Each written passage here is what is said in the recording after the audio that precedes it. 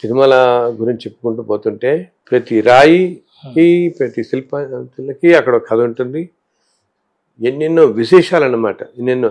ఎన్ని స్వామి దర్శించిన వాళ్ళు, స్వామిని కనపడే వాళ్ళు, స్వామి అక్కడ తిరిగినవి, స్వామి చూపించిన లీలలు ఎన్నెన్నో ఇన్ని కోట్ల సంవత్సరాల్లో ఎన్నో జరుగుంటాయి కదా.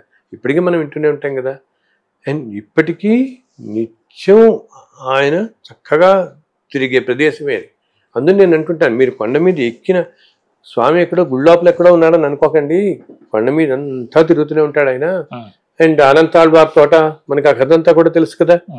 రాత్రిప్పుడు అసలు వెంకటాచల మహోత్సవంలో ఉంటుంది, స్వామి మృగ పక్షి రూపాల్లో తిరుగుతుంటాడు కొండ మీద అని శ్లోకంలో వస్తుంది అనమాట. దాంట్లోని పక్షుల్లాగా తిరుగుతుంది. అండ్ అమ్మవారితో కలిపి ఆ పైన అన్ని పుష్పవనాలే ఉండేవి, అన్ని తోటలే ఉండేవి. ఇప్పుడు అందునే ఆ తోటలను వెళ్ళిపోయిన ప్రదేశాల్లోనే మనకి కాటేజీలు వచ్చాయి కాబట్టి కొన్నిటికి అవే పేర్లు పెట్టారు. ఇప్పుడు రామ్ బగీచా అంటారా, రామ్ బగీచా అంతా ఒక తోట, బగీచా అంటే తోట కదా వాళ్ళది, బాగ్ అంటారు.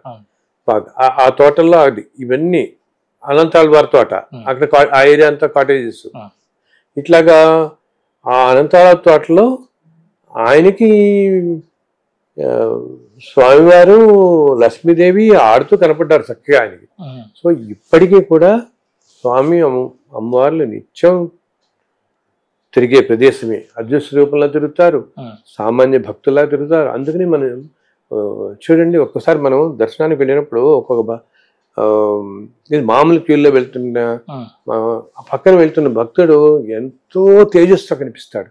ఎందుకో ఒకసారి మనం తెలియకుండానే భక్తుని వాళ్ళు మన రామ్ రామ్ అంటుంటే నమస్కారం పెట్టి మనకు కూడా వెంటనే నమస్కారం పెట్టి బుద్ధి అవుతుంది. ఓ మనిషిని చూస్తే ఏమో ఆ స్వామి అలా వస్తున్నాడేమో. అసలు నేను కొన్నిసార్లు గమనించాను, వెళుతుంటే ఆ స్వామివారే మన ముందు క్యూ లైన్లో వెళుతుంటే కూడా నేను చూశాను సామాన్య రూపంలో. ఎందుకంటే ఆయనకి అంత ప్రాణం. ఈ భక్తులు అందరూ ఇంతమందిని చూసి ఎంతో ముచ్చట పడిపోతుంటారు వీళ్ళందరినీ. అందుకని వీళ్ళని త్వరగా వీళ్ళకి కావాల్సినవన్నీ ఏర్పాటు చేద్దామని ఆ అధికారంలో ఎవరి మనస్సుల్లోనే పెట్టి వాళ్ళ ద్వారా చేస్తుంటాడు. లేకపోతే నిత్యం 1,00,000 మంది భక్తులు వచ్చి దర్శనం చేసుకుని స్వామిని ఏదో తిని ఉండడానికి ఉండి మళ్ళీ రాత్రికో మళ్ళీ ఉదయం మళ్ళీ వెళ్ళిపోతుంటారు. మళ్ళీ పొద్దున ఇంకో 1,00,000 మంది వస్తారు. ఇలా సంవత్సరాల తరబడి ఇలా నిత్యం వస్తున్నా అంతా అక్కడ సక్రమంగా జరుగుతుంది. మనం చూస్తుంటాం చూడండి, అక్కడ నార్త్ ఇండియాలో ఏదో ఫెస్టివల్ ఏదంటేనే పెద్ద స్టాంపీడ్ అయిపోయింది, పాపం ఏదో దుర్ఘటనలు జరుగుతూ ఉంటాం.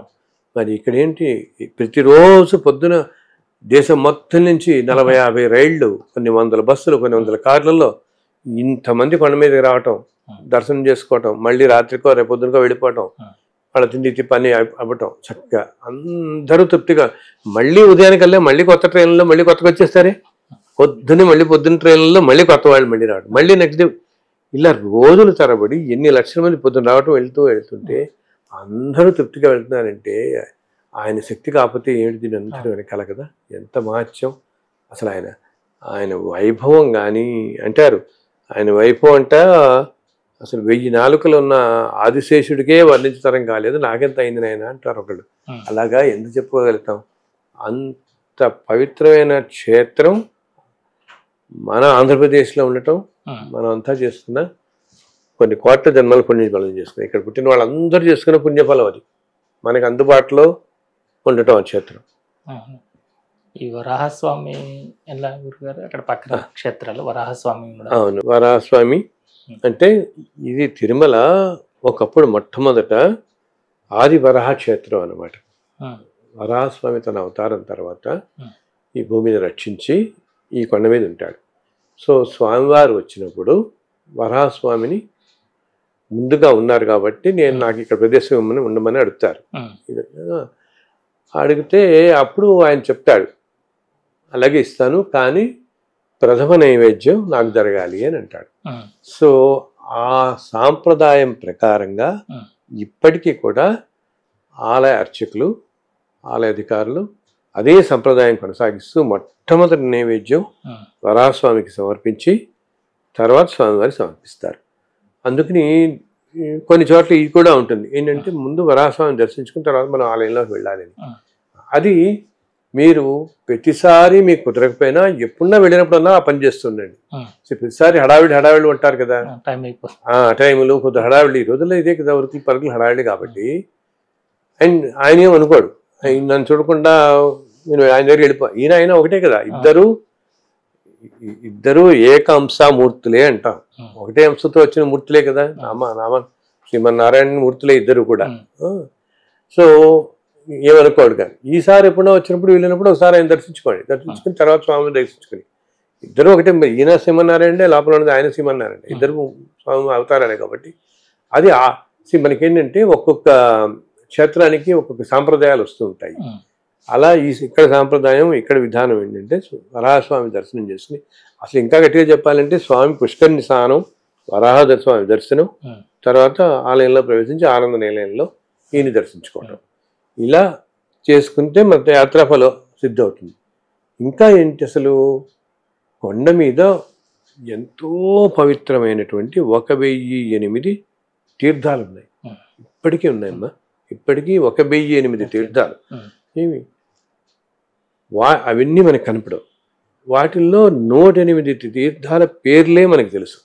నేను ఒక పుస్తకంలో రాశాను, ఈ 108 తీర్థాల పేర్లు రాశాను, ఇవన్నీ ఉంటాయని.